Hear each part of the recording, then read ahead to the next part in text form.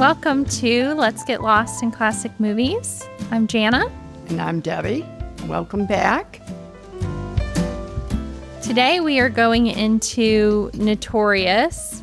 Notorious is a movie from 1946 starring Cary Grant, Ingrid Bergman, and Claude Rains.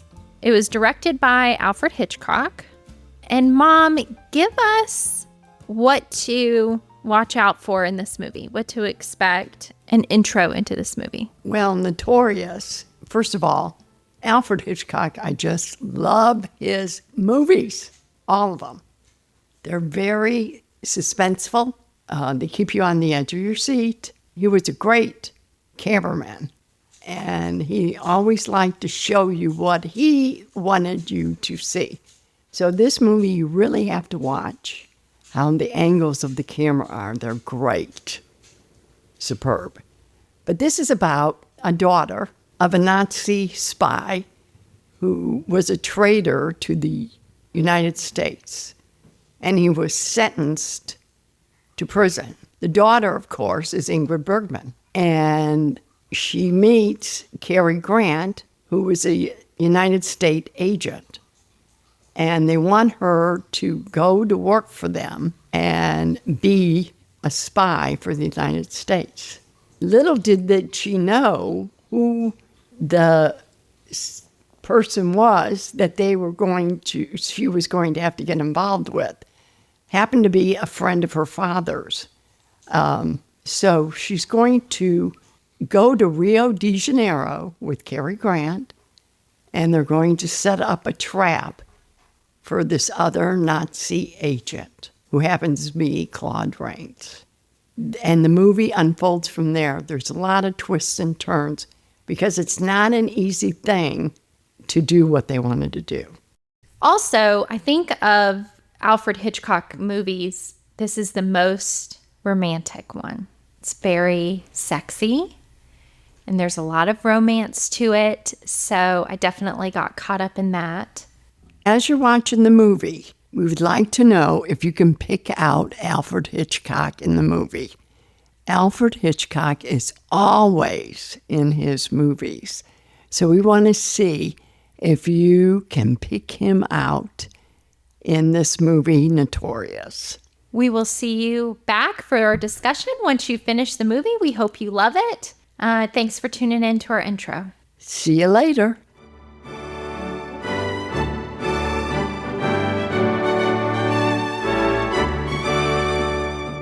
Listen to me. No one must know what she is. There must be no suspicion of her, of you, or me. She must be allowed to move about freely, but she will be on a leash. She will learn nothing further to inform. She must go, but it must happen slowly.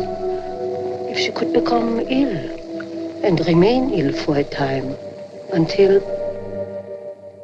My car is outside. Naturally.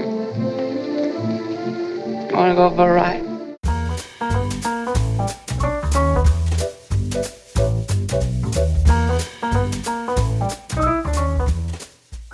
Welcome back to Let's Get Lost in Classic Movies. You just finished up Notorious, I hope. Mom, when did you get lost in this movie? I think the first scene that really tore me into the movie was the courtroom, because you don't know how she feels about her father until later on. But I think how she was when she left the courtroom and then she has the big party afterwards, it kind of gives you an idea that she wasn't really fond of her father. And you see that in the movie. So I would think that was what drew me in to the movie. Really? Okay. I think for me, because black and white movies, I sometimes don't know what is going on. So I'm going to ask you some questions during this discussion about some of the things that happened, so that if anybody else is like me, the first time they watch a movie or the second or the third, they're saying, what is happening? So I didn't really know what was going on in the courtroom. I got lost in this movie from the romance.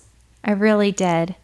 it drew me in. I mean, her party really drew me in. And I think it's because I'm in my 30s and 1940s was a long time ago for me. And you don't know, it surprised me that here she is. She's throwing a party. She's in a top that's showing her stomach.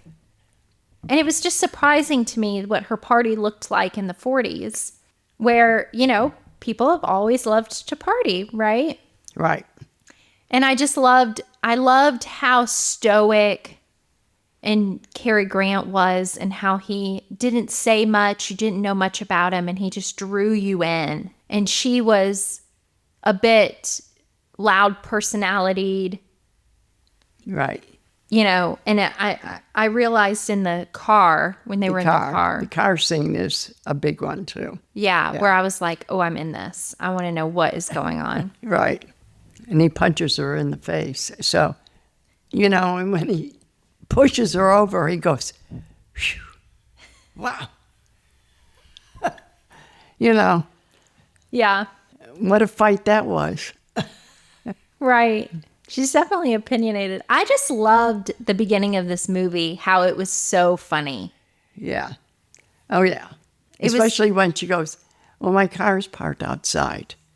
And he goes, of course it is. I mean, it's just, you know, little things that you're looking at and you hear it and you go, how hysterical is that? Or the glass. Yeah. When she goes to put it down on the stand, and he puts it on the chest of the woman. Oh, so could you imagine waking up and having a glass sitting on your chest? Oh my gosh. Well, and I know how they just left the people in there passed out. I also think, you know, you mentioned Alfred Hitchcock as a cameraman. I mean, just the way that he uses film. He uses film in this movie, and we'll talk about it, to point out different things that you should notice or that you should see, and there's no words that happen about it.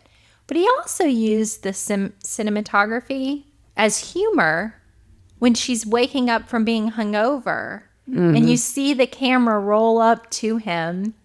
Right, as she's turning her head and then looking straight up. You know, Cary Grant is upside down. Because that's what he would look like to her.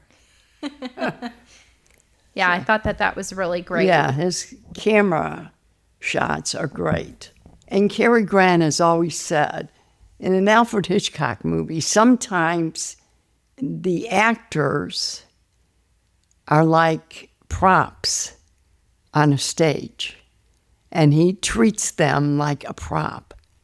And that's Alfred Hitchcock doing that with the camera, and he wants you to see what he wants you to see. Oh, that's so interesting. Yeah. Well, you know, I mean, not to pull in other movies, but like with Rear Window, when the dog is digging in the garden, and you think it's going to be something.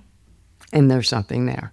And there's something there. I probably shouldn't have. Spoiler alert. Or in Dial M for Murder, he plays a lot with that, with the camera in there. Yeah, a lot. Yeah. Alfred Hitchcock, one of the things that I love so much about him is, you know, you hear different artists with their songs, and sometimes the artist sounds the same through all of their songs. All of their songs sound the same. And then you have artists that have such a wide range of their songs sounding very different or coming up with different things. And it always blows my mind. Alfred Hitchcock movies all are so different to me. They're different themes, but basically it's the same. You know. How would you say it's the same? Well, they're all mystery. They're all about murder or, you know, theft or... I mean, they're all the same. They're the same kind of plot, same kind of, but he does it so well. And like I said, if you have not seen Alfred Hitchcock movies, you need to watch them all.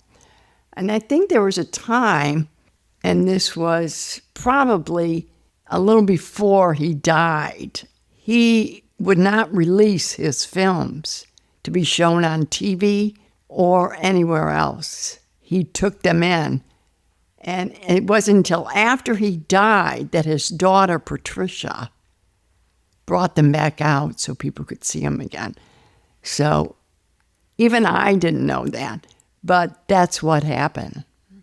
He took them so that no one could show them on TV or anything, or in a theater, nowhere. Wow. So That's really interesting. And his daughter plays in some of these movies, too. Oh, I didn't know Patricia. Oh, yeah. She plays in Strangers on a Train. Really? She played in his movies? She played in his movies as a character. She played in Psycho. She played in Psycho? She played in Psycho, Strangers on a Train. Those are the two I know of that she played in the movies. Wow, that's so interesting. Yeah. His daughter, Patricia. Wow. Well, Mom, where was Alfred Hitchcock in this movie? Oh, that's right. We did ask all of you if you could find him. I hope you gave us an answer on that. But he is at the champagne table when Cary Grant and Ingrid Bergman walk up. And Ingrid Bergman gives Cary Grant a glass of champagne. And Alfred Hitchcock drinks his and walks away. That was him. So it's incredible, but he's in all his movies. And it's not a long period of time. It's just one shot, and that's it. Yeah, what an interesting man.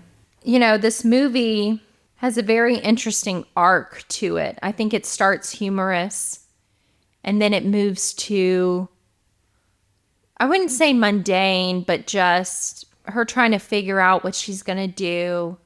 Them figuring out, it gets a little more serious, all the way to thriller, right?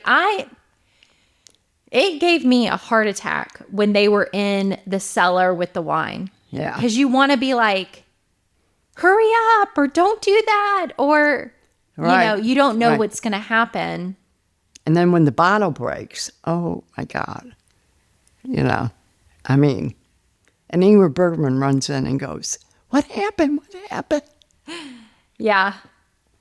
I can't even imagine. It gives me chills to the bone thinking of being in that case. I mean, she has the key, and he catches on that she puts the key back on his keychain. I mean, to be honest, Claude Rains played this character. He was very smart.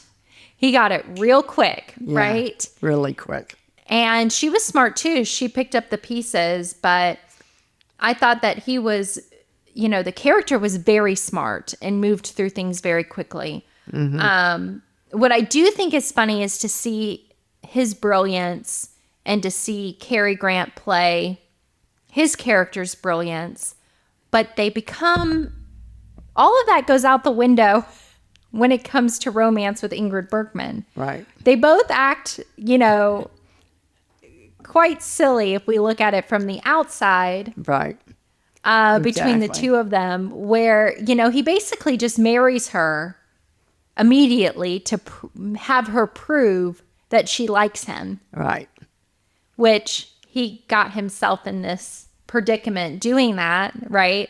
His gut was telling him something else. But I love their romance. Yeah, very romantic. And Cary Grant did a great job, because usually Cary Grant is not that warm with his emotions like he was in this movie.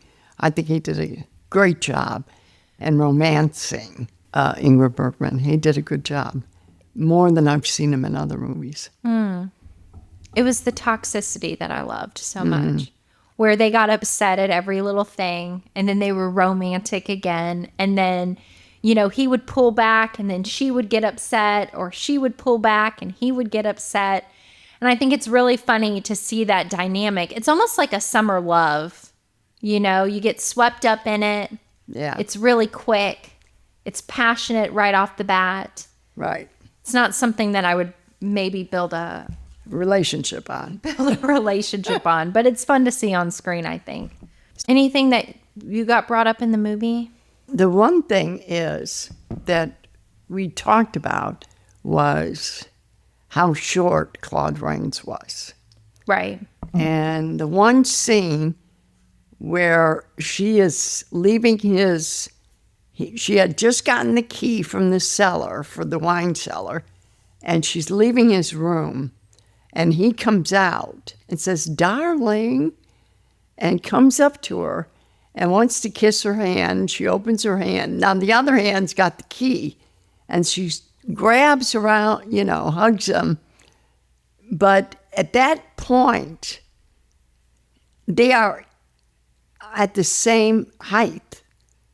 And the reason that is that Alfred Hitchcock had a stand for him to walk on. I don't know if they had a ramp that went up or whatever, but so that he would be the same height as Ingrid Bergman. And just for you, if you're like me, I have to look everything up. So she was 5'9", 5'9", and he was 5'7". Right. And Cary Grant our dreamboat was six foot on the dot. Yeah. But 2 inches is a lot for a man and a woman. And so they had to bring them up to the same height. But as you watch them walk into the party, you could see how short he is compared to Ingrid Bergman. But when you see him in the bedroom, they're the same height. So you know there has to be some way that he could get up that high. Or she'd be leaning down, kissing him. Yeah, that's true. Yeah. And I also thought that was interesting was their age. So I wanted to know their age difference. So, because he seems so much older than her in the movie. And the age difference is 26 years. And the age difference between her and Cary Grant are 11 years. So I guess it's not, it's an age gap, don't get me wrong. But it's not. Yeah, Ingrid Bergman was in her 20s. She was in her 30s. 30s? Mm-hmm. She was 31 when the movie came out. Mm. See, I look up why, I don't know. I feel like I always have to know it. Okay. So I want to ask some questions about the movie in case people didn't understand. So her father was a traitor for the United States as a German Nazi, right? Right. He said that he was going to be in the U.S., but he was really spying for the Germans. Is that right? Right. What happens on the vinyl that he plays for her in her show? Bugalo. Yeah. On that is a recording of her and her father that they had set up mics for them to talk about so they could hear their conversations. And that particular conversation was he wanted her to do something for the Nazis. And she said, "No, I'm not doing that." And he goes, "You can't love the United States." And she goes, "Yes, my mother was born here, and this is my country. You can take your Nazi shit and get the hell out of here. I don't want to hear about it. I don't want anything to do with it." So at that point, you know that Ingrid Bergman is not for her father. So when they go to trial, that is the reason she feels the way she does. She has lost all respect and love for him. Mm-hmm. It wasn't until she hears that he dies on the plane to Rio, she finds out that he died. In prison. In prison. He committed suicide. Oh. And she feels a relief. And she says, I don't have to be mad anymore at him. I don't have to hate him anymore. I missed this part. Or nor do I have to hate myself. Does that make you emotional? Yeah. It's a very, if you understand what's going on in the movie. Okay, Mom. Then you understand what is being said. That's true. Well, that's why I asked. Okay. We do want to make these movies accessible to other people. And Right. That means explaining some of this stuff. So we all haven't seen this 50 million times. What were they talking about at the first dinner scene? The first dinner scene. When she finds out, when she sees the wine glass, does she notice the wine glass is off? Or she just notices the wine glass in general? Or the wine bottle? Wine bottle. Oh, with the other German? Yeah. The very first one where she goes to his house. For dinner. Yeah. When she's sitting at the table? Yeah. And what now?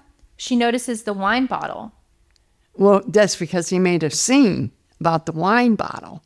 Because he knows what's in the wine bottle. And he thought that bottle was there of the stuff that they've been doing. And so he made a big scene.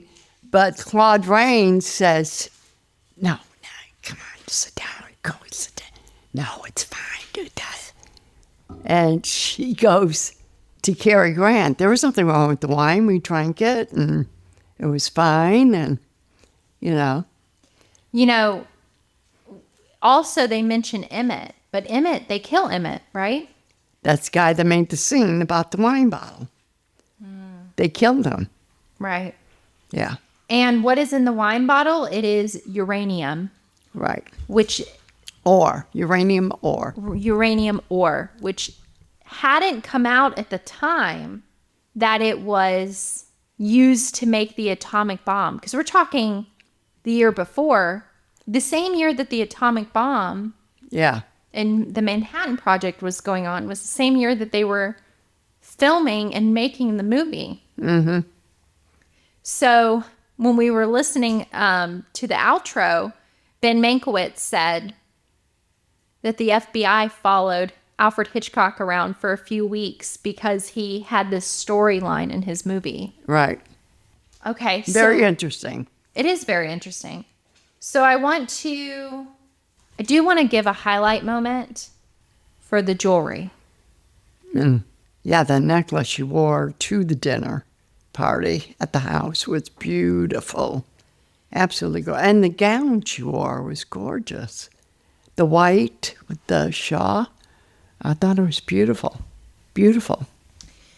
I also loved the necklace she wore when she found out that she was being poisoned because there was a scene made on the coffee. Mm-hmm. The jewelry she was wearing, it sparkled. I mean, you could see the sparkle through the room. They must have used the real stuff. Yeah.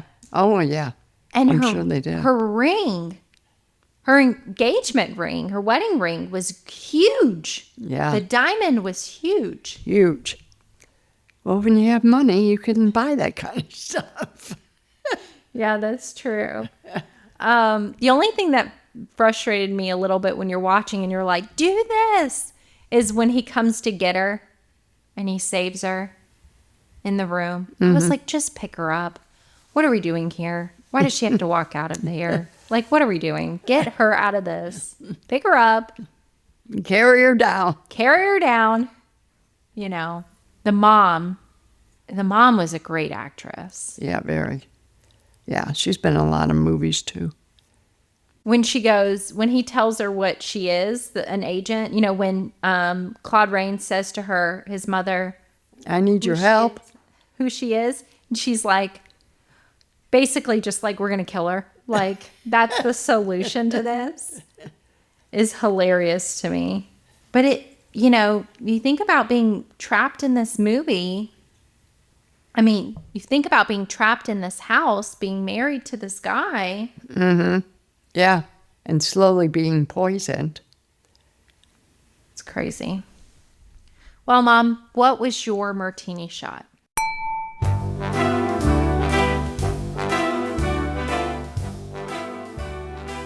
My martini shot is when he gets into her bedroom at the end and he's like, Alicia, what's wrong? And he's laying on the pillow with her, face to face. And she's, touching his face. And then she tells him that they've been poisoning her. And he just picks her up and says, we're getting you out of here. I think that was probably the most loving scene I've seen between the two of them. I mean, it was really, and you really felt it. You felt that emotion. You know, I loved it. Yeah. I think What was your martini shot? my martini shot, mine's going to be a dress. I'll talk about that. I mean, it has to be that. I mean, that scene was incredible. My martini shot is definitely, is that scene. I mean, they both acted it so well, but she did an incredible job of being poisoned. I can't imagine acting poisoned. I'd be like, suit me up with something so that I can act like I'm poisoned. But if I was going to say the best dress, which that gown was gorgeous, I thought, and I noticed it when the mom said goodnight to Claude Rains to go to sleep. Her gown was so gorgeous and flowy. It was so beautiful. Ingrid Bergman's or the mother? The mother. Oh, okay. The dress was beautiful.